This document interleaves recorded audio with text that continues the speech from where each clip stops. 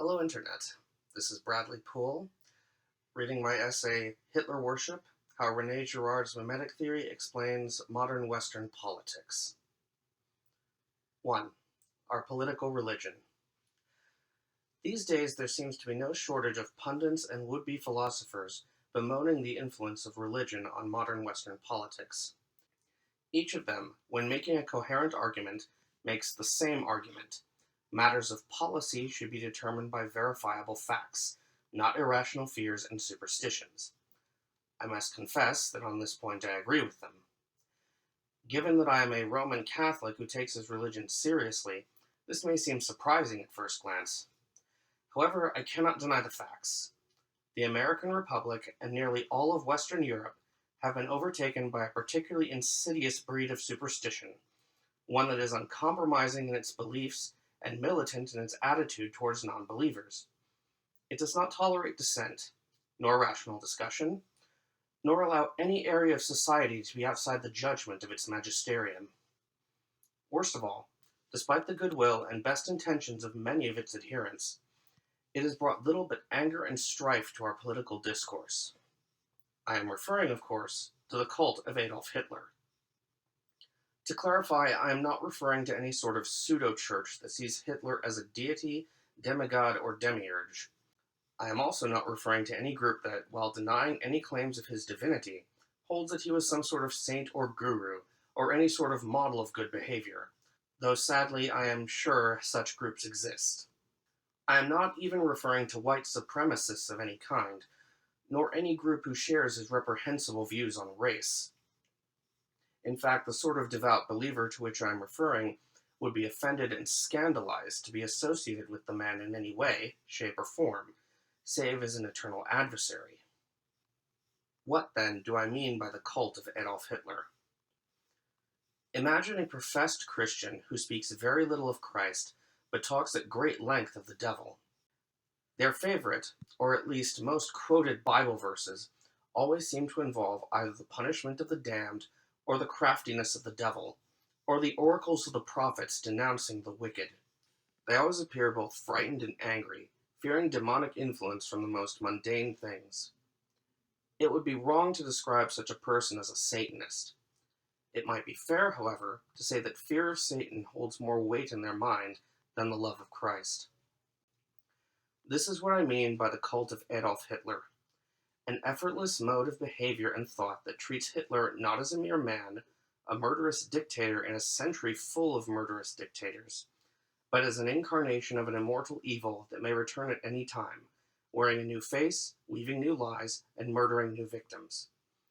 To the devotees of his cult, he is an object of ever-present fear, a devil in a world without God. 2. Rene Girard and the Scapegoat. How gods are made. If a cult of Hitler of the sort I propose does exist, the question naturally arises, how did such a cult come to exist? This begs the question of how any cult comes to exist. For that, we must turn to the late Rene Girard, former Stanford professor and one of France's legendary immortals. Girard is best known for his theory of contagious desires, which he calls Memetic theory. According to this theory, all of our desires beyond basic survival instincts are not inborn, but learned from others. Just as we learn behaviors by observing and imitating others, so do we form our desires and values by, consciously or unconsciously, imitating the desires and values of others. This is a continuous, lifelong process, and in itself is harmless. The trouble arises when the objects desired by an ever-increasing number of people are limited in quantity. Only one candidate can be hired to a particular job. Only one team can win the championship. A woman may wed only one suitor, no matter how many come to call. It should come as no surprise that such situations of scarcity lead to rivalry and, all too often, violence. Girard observed, however, that imitation of behavior and desire is still present even in adversarial relationships. The rivals, unconsciously, continue to model themselves after each other. In fact, the more they try to become unlike each other, the more similar their behavior becomes. As the rivals continue to act as obstacles for each other, their hatred and obsession with each other intensifies, to the point that the original object of desire is forgotten. Only the possession and destruction of the rival can bring fulfillment. As anyone who has endured a spat among friends, family, or coworkers knows, this rivalry does not take place in isolation. Because desires are contagious, others near the conflict will be drawn into it, taking one side or the other, or perhaps even making their own claim for the desired object. This only intensifies the conflict and the probability of violence. Of course, in a stable society with strong institutions to maintain law and order, there is only so much damage that such a quarrel can inflict. But suppose law and order have already broken down.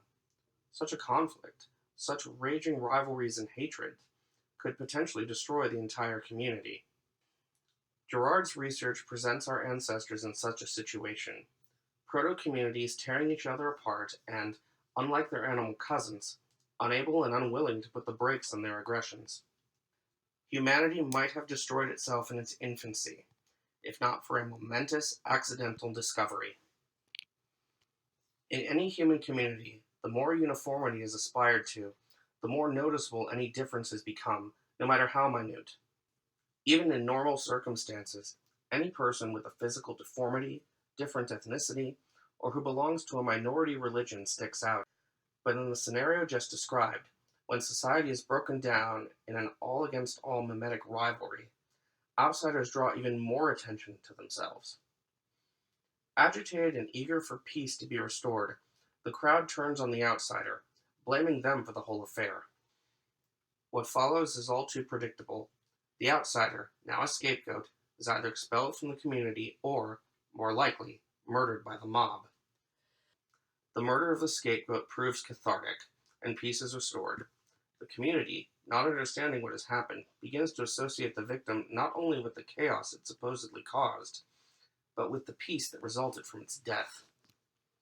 The victim, they conclude, must be more than human. They must be divine. This notion is reinforced when the next crisis comes about and, to prevent another violent outbreak, a new victim is sacrificed in the same manner, with the same results. The original victim is elevated to godhood, worshipped with ritual slaughter of human and/or animal substitutes commemorating the original crime, what Girard calls the founding murder, and a new society is born. According to Girard's theory, this same process, repeated in countless variations, is the origin of archaic religion and blood sacrifice, and indeed of all human culture. At this point, the fashionable religious skeptic will comment on the similarities between this story and the death of Christ, and pompously conclude that one is no different from the other. According to Girard, our skeptic is correct in noting the similarities between the two accounts, but draws the wrong conclusion. The chief difference between the two lies in the perspective of the story. According to the pagan myth, the god is guilty as charged. In the gospel, the victim is innocent. This cannot be overstated. Compare, for example, the story of Cain and Abel with the Roman myth of Romulus and Remus. Both Cain and Romulus murder their brothers, but Romulus is portrayed as the hero. It is only because we have spent the past 1,500 years marinating in the shadow of the innocent victim that we see through the illusion that so beguiled our pagan forebears. We look on the murder of Jews blamed for the Black Death as a ghastly crime of bigotry, not as a reasonable assumption. Our very use of the term witch hunt shows that we assume such things are a farce. Unfortunately, Christians, being human, are not immune from scapegoating, as countless historical examples show. Furthermore, it could be argued either way whether a culture in which Christian truths are assumed to be self-evident makes people more or less likely to scapegoat. What does seem self-evident is that a society broken loose from its traditional religious moorings is fertile ground for the emergence of new cults. 3. The character of archaic gods, Satan driving out Satan. Just as our long history of, at least, cultural Christianity has allowed us to pierce the veil of illusion surrounding the scapegoat, it has also made almost incomprehensible how our pagan ancestors viewed their gods. The very word God conjures in a typical Western man a plethora of images of a benevolent celestial father, looking down on his children with loving affection. If such a man is a Christian, He will also recall images of Jesus meek and mild, dying for the salvation of man, so full of compassion that he begs forgiveness for the very people who kill him. It would not be so for an archaic pagan. For while the Christian worships an innocent God condemned as a criminal, the pagan worships a God who is a criminal. Indeed, the very character of the vast majority of pagan gods of any tradition seems proof enough of Girard's theory. Imagine paying worship to Zeus, a deity who has not only violently usurped lordship of the universe from his father, but had fathered numerous children with adulterous affairs with mortal women, and who could just as soon rape your daughter, or son, as grant your prayer for a good harvest. Imagine a universe with Selene, the Greek moon goddess, who put a mortal shepherd boy into an immortal sleep simply because she took a fancy to him. This did not stop her from having children with him. Imagine living in pagan Scandinavia, where men who practiced Seor magic were condemned as unmanly deviants, yet supreme homage was paid to Odin, who practiced the same sort of magic, with the same unmanly overtones. Imagine the sort of gods who would delight in hearts ripped out atop Aztec temples, widows burned alive on Hindu burial pyres, and babies being tossed screaming into bowl-shaped ovens on the high places of Canaan. These gods may have inspired fear and respect in their suppliants, but I find it hard to believe that they were loved in the same way a Christian loves Christ. If the Christian prayer is, "Come near, Lord Jesus," the pagan prayer might have been, "Stay far away, Lord Zeus." The myriad of sacrifices offered in pagan worship would be less acts of love and more acts of necessity, bribes offered to the celestial mob boss to keep him from revisiting the original chaos and violence on the community. Offering adoration to such contemptible beings brings about a great deal of cognitive dissonance, and pagan cultures dealt with this in a variety of ways. Some, like Carthage, were content worshipping devils, so long as the ships came in on time and the harvest was good. Some of these, like the Aztecs, claimed dire necessity. The gods would die unless fed with human blood, and with their death would come the death of the universe. Others, like the Zoroastrians and Manichaeans of Persia, split the god in two, one good and one evil, forever in opposition to each other. Still more, like the Greeks and the Norse, took a middle road, exonerating some of their gods and heroes and creating new gods or monsters to take the blame for their misdeeds. See, for example, the story of Loki killing Balder, which Girard sees as an attempt to take the focus off the crowd of gods who were throwing things at Balder when he died. In the Greek case, see how often Heracles' violent fits are blamed on madness sent by Hera. Beneath all the revisions and rationalizations, however, one stark fact remains. The community is trying to bring peace by calling upon and harnessing the very power that nearly destroyed the community in the first place. They are fighting fire with fire, and in this case, it is hellfire. They are, to use the words of Jesus, using Satan to drive out Satan. Now, as Jesus is recorded saying in the Gospel of Matthew, if Satan drives out Satan, he is divided against himself. How then shall his kingdom stand? But it seems that the kingdom does stand, for it was by this process that human society as we know it was formed in the first place. And yet, even a cursory glance reveals the contradiction, the fault lines in the foundations of the community. For what was once universally despised is now universally adored. What was contemptible is now in command. What was slain by human hands is now resurrected in human minds, enthroned beyond their reach above every human authority. And yet the community's morals do not change, at least not overnight. But human beings naturally look up at the powerful and successful and imitate their behavior. And there is none more powerful or successful than a god. We know very little about the community that killed the man who became Zeus, save that they must have regarded rape, adultery, and sodomy as horrible crimes. But we do know quite a bit about the communities that worshipped Zeus for centuries. Particularly, we know that married women were confined upstairs in the house, while her husband and his male friends held symposium parties downstairs, in which the only women invited were entertainers and prostitutes. We know that pederasty was not only common, but expected. We know that women were given out to male soldiers as prizes in war. And we know that trope of jealous Hera trying to kill one of Zeus's bastards is so common in Greek myth as to be cliché. In other words, the society that killed Zeus not only worships him, but has been remade in his image. The people have become the very thing their ancestors hated. 4. Hitler as the founding murder. I believe that Adolf Hitler is the founding murderer and thus the primary god of the modern age. To qualify as a founding murder, 5 criteria must be met. 1. The victim must be killed in a time of crisis. 2. The victim must be universally despised, such that even mutual enemies can unite against him. 3. The victim must be accused of monstrous crimes, well beyond what is considered ordinary evil. 4. The victim must be publicly killed by the community. 5. The victim's death results in the birth of a new social, cultural, and/or political order.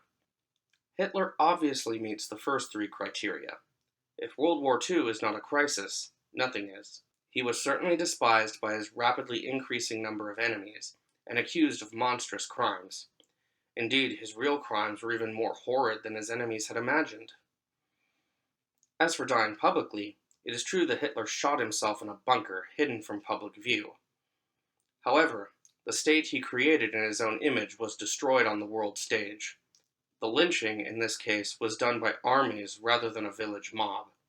The difference is only one of scale.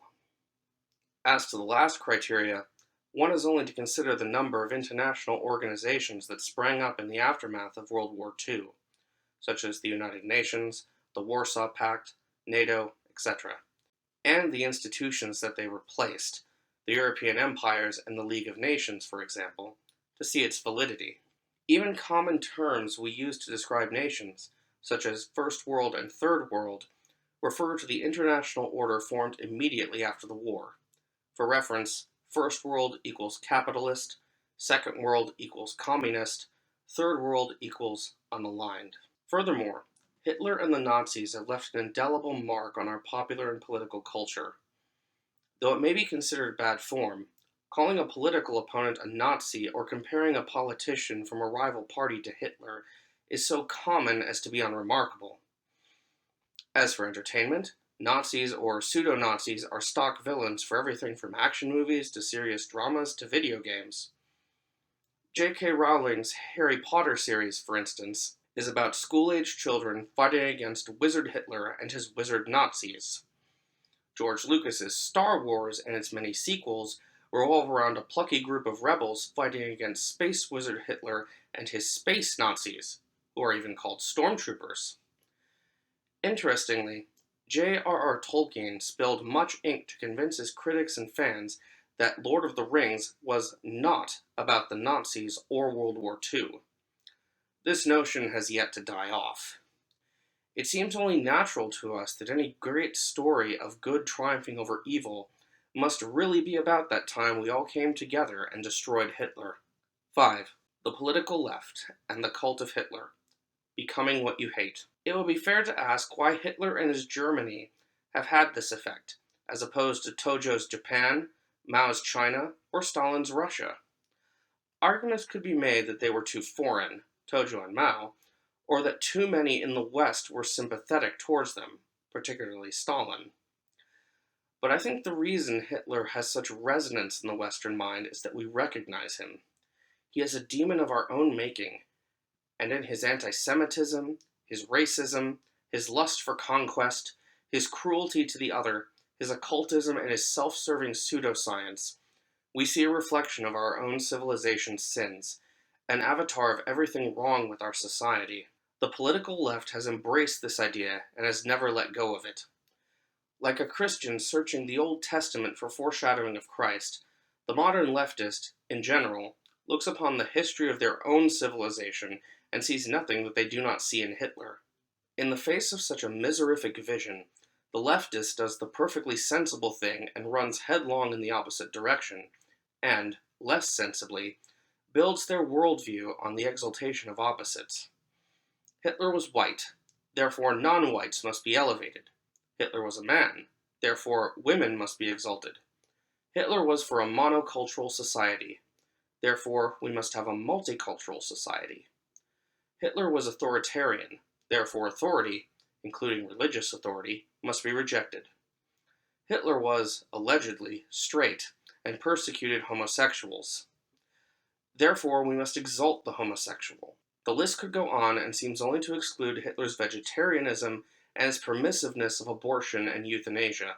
As mentioned earlier, running far away from anything remotely associated with Hitler is a sensible thing to do.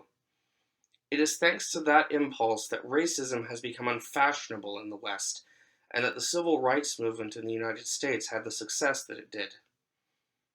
However, an ideology that bases itself on opposition to Hitler still has the idea of Hitler at the center. Hitler is still the model, even if he is the model of things to avoid. As mentioned earlier, imitation of a model continues even in an adversarial relationship.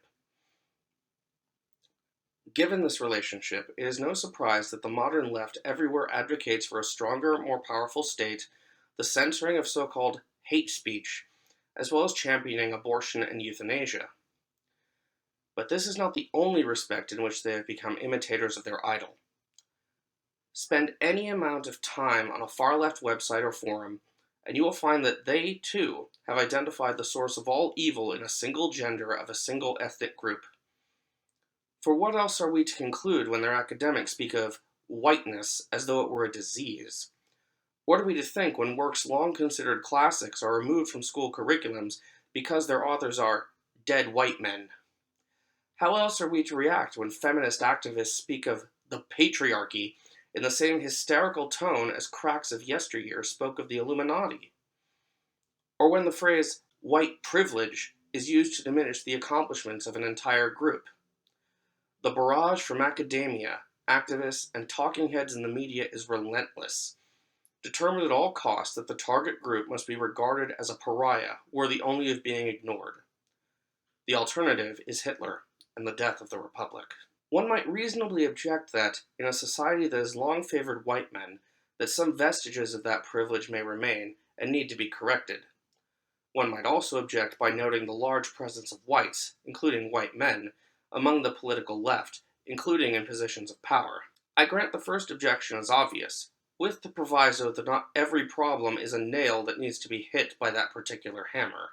To the second objection, Rene Girard provides an answer to the conundrum: how a group of people could come to have such power and influence in a movement that supposedly demonizes them. The answer is sacral kingship. Girard saw that there was only one way for a scapegoat to escape being killed or exiled: by offering a substitute sacrifice. In this way, the crisis is averted, the people are calmed, and the scapegoat survives. But the scapegoat loses none of their fearsome mystique, since they are still blamed for starting the crisis and praised for ending it. They have, while living, achieved a divine or semi-divine status in their communities, and thus a position of authority, with the understanding that they will be killed the moment their substitute sacrifices fail to produce results. I believe a similar dynamic is at play within the culture of the political left. See, for example, the plot of Edward Zwick's The Last Samurai, or James Cameron's Avatar, or Kevin Costner's Dances with Wolves.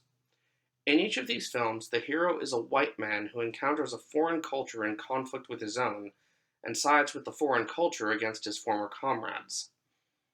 The foreign culture not only accepts him, but gives him at least a nominal position of leadership. This trope, known as Mighty Whitey, is a prime example of Girard's theory of sacral kingship. The enemy of the tribe becomes its leader by offering a substitute sacrifice, in this case, his nation, his history, and his culture, and, by implication, his religion if he has one. Anything he retains from his old life is used as a weapon against those other, less enlightened white men who threaten his new community. This seems to be the basic mindset of the political left. I do not mean that everyone who identifies with the left is power-hungry. Most are simply horrified by past and present injustices and see no reason to excuse them or allow them to continue. But even in these, there is some element of a spiritual survival mechanism, a way to separate their virtuous, or at least reasonably good, selves from the wickedness of their ancestors. Unfortunately, no amount of penance can cleanse their original sin. They who are white cannot change their ethnicity, and trying to fully adopt another culture will also lead to charges of racism. The only way to be certain that they are good people and not enablers of oppression is to jump on board whatever new cause they are told they must support. To question the narrative is to be ostracized. Such measures may strain the fragile alliance of the left, but the cause must not be questioned. The alternative is Hitler and the death of the Republic. 6. The political right and the cult of Hitler.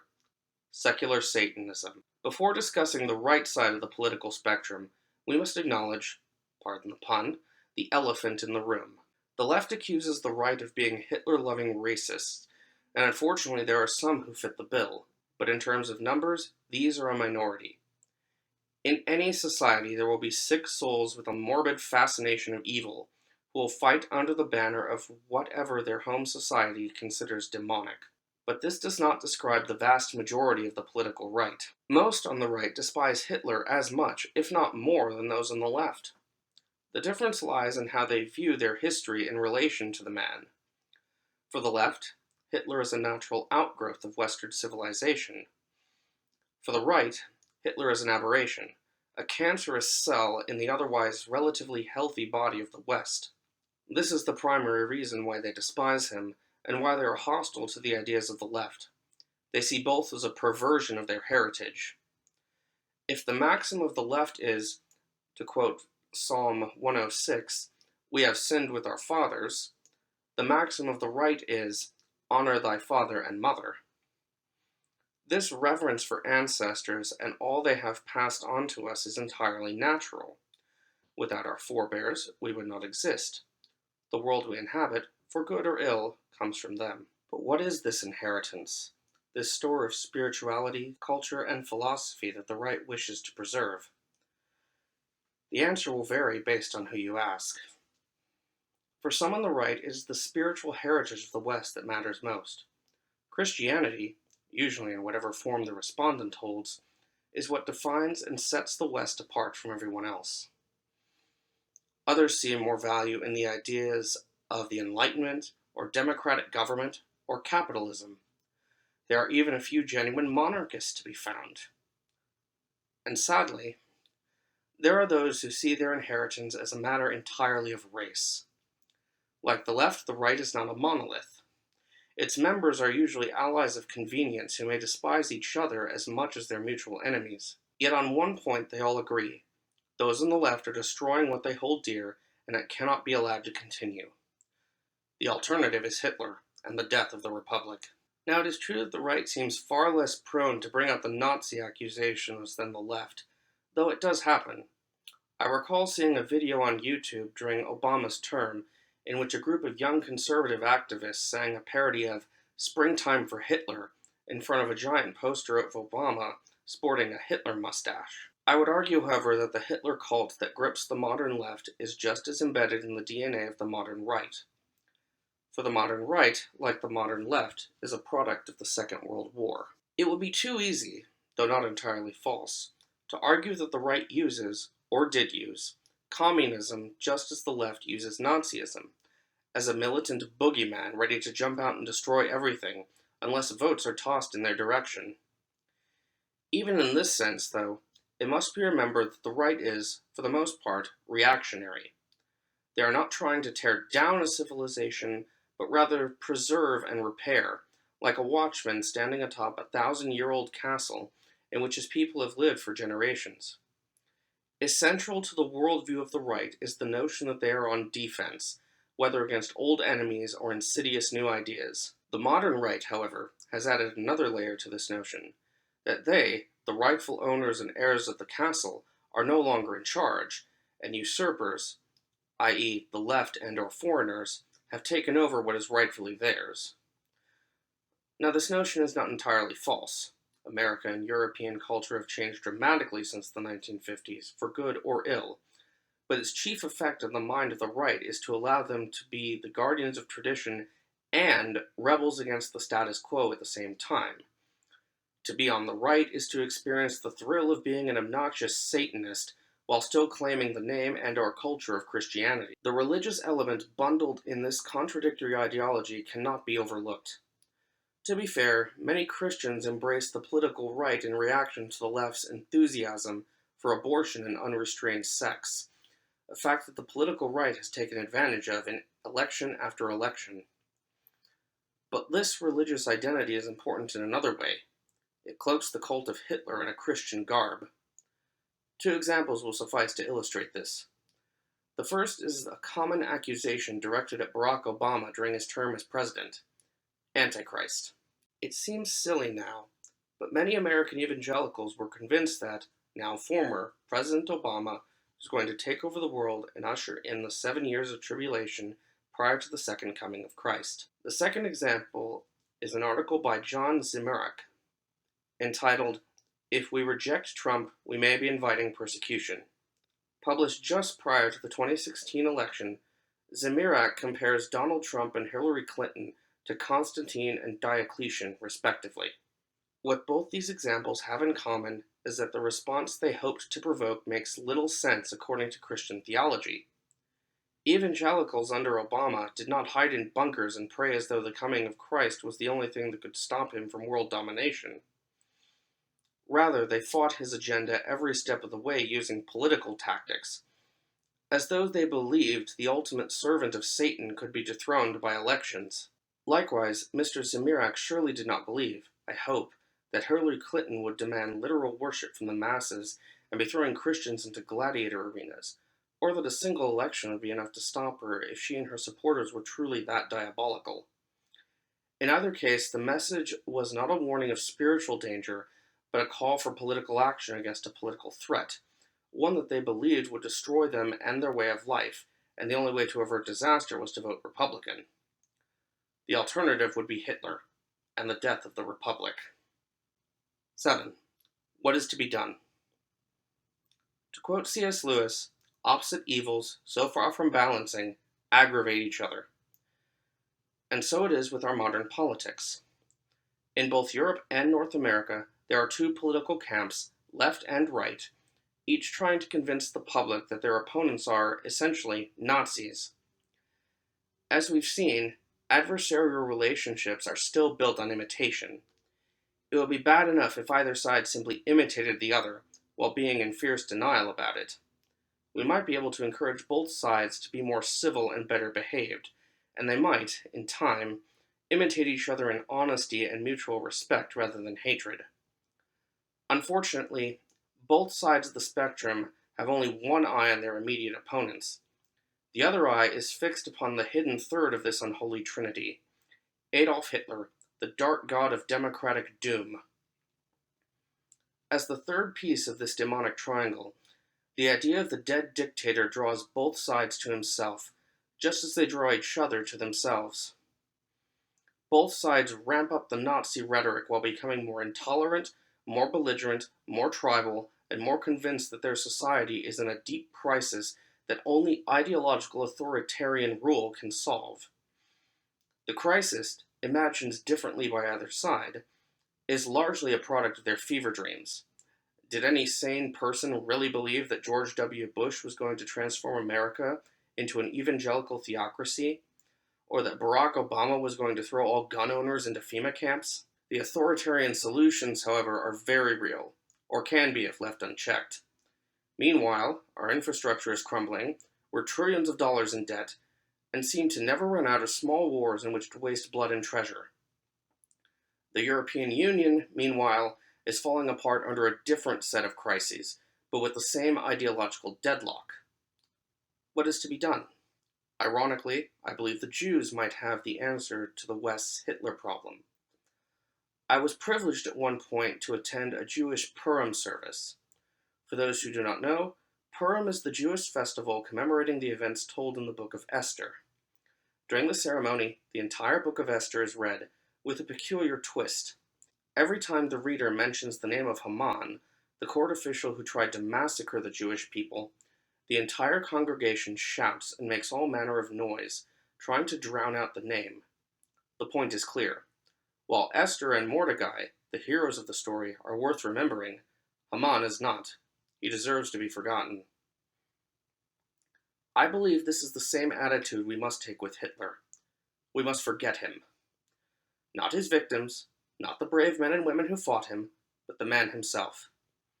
He was not a demon of darkness, but a pathetic little man who does not deserve to have the amount of influence he currently holds over our political discourse. He deserves to be forgotten. How to accomplish this?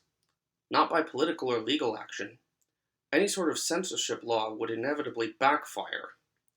Rather, this must be an individual commitment, made voluntarily. Our writers and movie makers must commit to using someone besides the Nazis as a template for their villains. Our politicians and political activists must commit to discarding Nazi accusations as a political strategy, even if it would benefit them in the short term. And each of us must commit to seeing our ideological opponents as fellow citizens instead of mortal enemies. This is a lot to hope for, and I don't have much hope that it will be done. But I believe it is our only solution. The alternative is to continue as we are now, letting things escalate until, out of sheer exhaustion, the general public longs for a lasting solution to our political woes and embraces the first leader who promises such a solution. A leader who will accept no dialogue, no compromise, and who will bring all the power of the state to bear on their rivals, and finally bring all our debates to a final, lasting end. And then we will have Hitler, and the death of the Republic. Thanks for watching. If you like what you've heard today, be sure to like, subscribe, and share. And check out my new novel, Cain, Son of Adam, A Gothic Tragedy. If you like mythology or stories with Girardian mechanics, then you'll certainly like this one.